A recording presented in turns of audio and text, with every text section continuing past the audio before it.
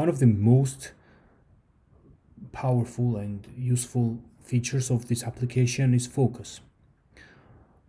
By default, when we enter the website of Kartu Verbs, we can see that our focus is on every single verb.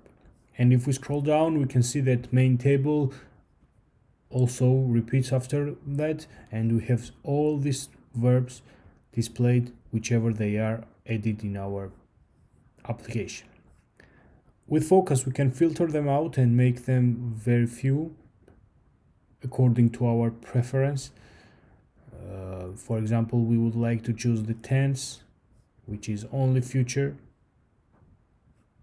We can also focus on PFSF and just remove this because we don't want to get interrupted with this. And also, when we remove it from here, from the main table, as we can notice it gets removed from the main table too.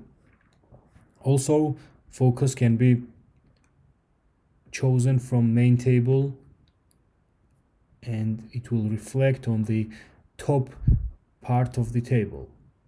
And with this focus, we can manipulate it with these filtering options. For example, we can choose any person, we can choose the highest to lowest, lowest to highest, optionally, and other things which are very, very important.